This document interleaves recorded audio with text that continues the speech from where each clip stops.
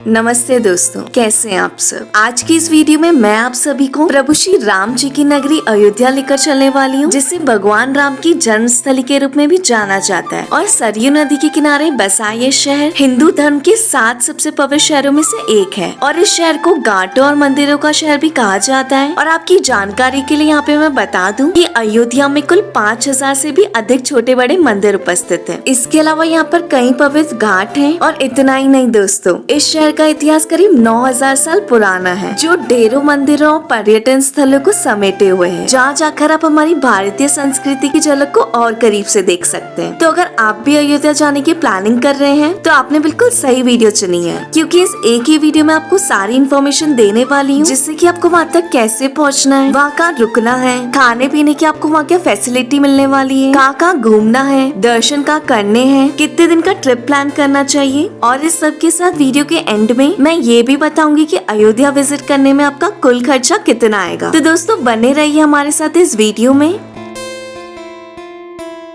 तो चलिए एकदम शुरू से शुरू करते हैं और जानते हैं कि आप यहाँ तक कैसे पहुँचेंगे। दोस्तों यहाँ तक आने का सबसे अच्छा और सस्ता तरीका रहता है ट्रेन का। अयोध्या में 2 रेलवे स्टेशन बने हुए हैं, पहला है अयोध्या जंक्शन और दूसरा है अयोध्या कैंट। हर मेन स्टेशन से आपको यहाँ तक के लिए डायरेक्ट ट्रेन मिल जाएगी। अयोध्या जंक्शन से श्री राम जन्मभूमि मंदिर की दूरी लगभग 1 किलोमीटर की रहती है। वहीं राम की पौड़ी सरयू घाट की दूरी लगभग 2 से 3 किलोमीटर की रहती है, जिसे आप ऑटो के माध्यम से 10 से 20 रुपए का किराया देकर आराम से पहुँच जाएंगे। वहीं बात करें अयोध्या कैंट रेलवे स्टेशन, तो यहाँ से राम की पौड़ी की दूरी लगभग 11 किलोमीटर की रहती है, जिसे आप ऑटो के माध्यम से 50 रुपए का किराया देकर बहुत ही आसानी से सरयू घाट तक आ सकते हैं। वहीं अगर आप आसपास के शहरों से आ रहे हैं तो आप यहाँ तक बस के माध्यम से भी आ सकते हैं। दोस्तों अब हम तीसरे ऑप्शन की बात करते हैं, वो है आपका बाय फ्लाइट। अगर आप फ्लाइट के माध्यम से अयोध्या आना चाहते हैं तो यहाँ का नियरेस्ट एयरपोर्ट है लखनऊ एयरपोर्ट। तो आप लखनऊ एयरपोर्ट आने के बाद यहाँ से ट्रेन या टैक्सी के माध्यम से यहाँ तक आ सकते हैं। तो दोस्तों यहाँ पर मैंने आपको बताया कि आप अयोध्या कैसे पहुँच सकते हैं, तो आपके लिए जो भी ऑप्शन सबसे बेस्ट रहता है आप उस हिसाब से यहाँ तक आ सकते हैं। चलिए दोस्तों अब हम बात कर लेते हैं कि अयोध्या में आपके रुकने के लिए सबसे अच्छी जगह कहाँ पर रहेगी और अयोध्या में आपको रूम के लिए कितना खर्चा आने वाला है। तो दोस्तों आपको यहाँ पर कई सारे सस्ते होटल व धर्मशाला मिल जाएंगे और एक सजेशन मेरा आपके लिए यह रहेगा कि आपको अयोध्या में रेलवे स्टेशन के पास रुकने के लिए सबसे अच्छी जगह है। वहाँ पर आपको रुकने के लिए बहुत सारी धर्मशाला और होटल मिल जाएंगे। यहाँ पर अगर आप रुकते हैं तो पूरा अयोध्या घूमने में बहुत ही ज्यादा आसानी होने वाली है, क्योंकि यहाँ से हनुमानगढ़ी और राम जन्मभूमि 1 से 2 किलोमीटर की दूरी पर है। तो दोस्तों अब मैं आपको यहाँ पर 3 सबसे सस्ती धर्मशाला बताने वाली हूँ, जहाँ पर आप स्टे कर सकते हैं। सबसे पहली धर्मशाला है गुजराती धर्मशाला। यहाँ पर आपको नॉन एसी और एसी दोनों ही रूम देखने को मिल जाएंगे। अगर हम यहाँ के रूम के चार्जेस की बात करें तो आपको नॉन एसी रूम 400 रुपए में मिल जाएगा और एसी रूम का चार्ज 800 रुपए तक होता है। हमारी दूसरी धर्मशाला है श्री राम अतिथि निवास, पर आपको नॉन एसी रूम 500 रुपए तक मिल जाएगा और वहीं एसी रूम का चार्ज 800 से 900 के बीच रहता है। अब अंत में हमारी तीसरी धर्मशाला की बात करते हैं, वो है दर्शन भवन। यहाँ पर नॉन एसी रूम का किराया 600 से 700 रुपए है, वहीं एसी रूम का किराया 1000 से 1100 रुपए। तो दोस्तों ये तो ताकि आप अयोध्या में कहाँ रुक सकते हैं।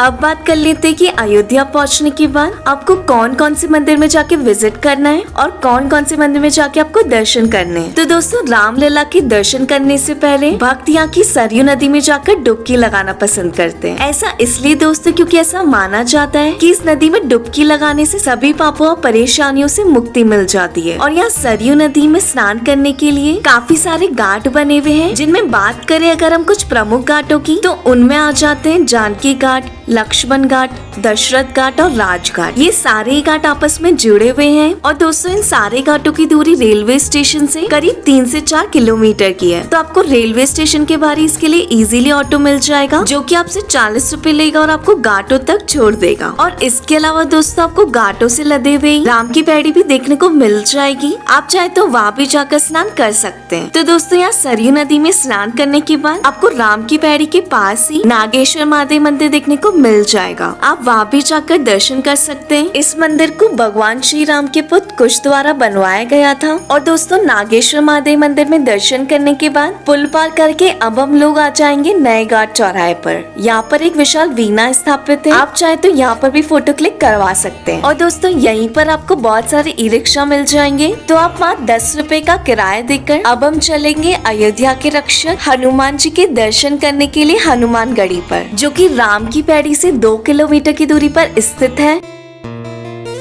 और दोस्तों, इस जगह के बारे में ये भी मान्यता है कि स्वयं श्री राम जी ने अयोध्या लौटने के बाद ये जगह हनुमान जी को दी थी। और मान्यता ये भी है कि रामलला के दर्शन करने से पूर्व आपको यहाँ हनुमान गढ़ी में आकर हनुमान जी की आज्ञा लेनी होगी, तभी आप सफल पूर्वक रामचंद्र जी के दर्शन कर पाएंगे। और दोस्तों, ये मंदिर एक पहाड़ी पर स्थित है, तो मंदिर तक पहुँचने के लिए आपको 76 सीढ़ियाँ चढ़कर जाना होगा। यहाँ पर दर्शन करने के बाद अब हम चलेंगे अन्य प्रमुख मंदिरों में दर्शन करने के लिए।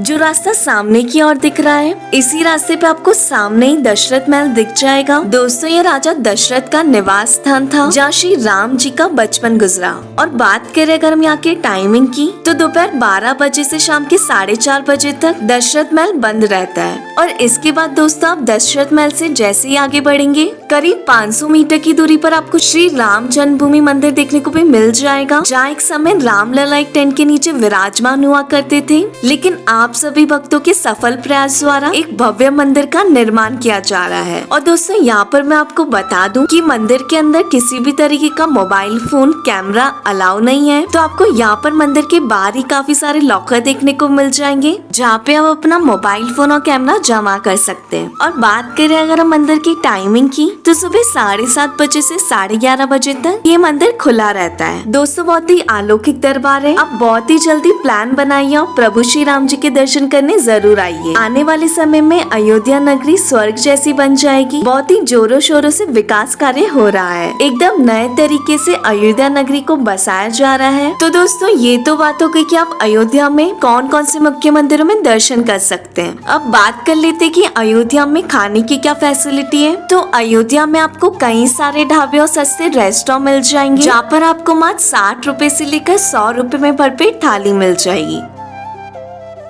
चलिए दोस्तों, अब अंत में सबसे जरूरी बात करते हैं बजट की। तो इससे आपको यहाँ पर 400 से लेकर 900 तक आपके बजट के अकॉर्डिंग मिल जाएगा। अगर आप धर्मशाला या होटल में एक ठीक ठाक रूम भी लेते हैं, तो चलो उसका किराया मान लेते हैं 600 से 700 रुपए। इसके बाद है यहाँ पर मील्स आपको यहाँ पर 200 रुपए पर डे में हो जाएगा। और इसके बाद है यहाँ पर ट्रांसपोर्टेशन चार्ज। ट्रांसपोर्टेशन का आपको यहाँ पर काफी कम खर्चा होने वाला है, क्योंकि काफी सारी चीजें आपके पास में ही रहेगी। तो ट्रांसपोर्टेशन आपका चार्ज 100 रुपए मान लेते हैं। तो अब इस ट्रिप का एस्टिमेट बजट कैलकुलेट करें, तो आपका ये 900 से 1000 में आपकी ये अयोध्या की ट्रिप पड़ जाएगी। तो दोस्तों, आज की वीडियो में सिर्फ इतना ही। आशा करती हूँ कि आपको अयोध्या कैसे एक्सप्लोर करना है ये पूरी जानकारी आपको मिल गई होगी। और अगर आपको वीडियो थोड़ी सी भी पसंद आई हो, तो प्लीज इस वीडियो को लाइक करें। और अगर आपके कोई भी डाउट या क्वेश्चन है, तो आप कमेंट में मुझसे पूछ सकते हैं। मिलते हैं आप सबसे जल्दी एक नई वीडियो के साथ। जय सिया राम।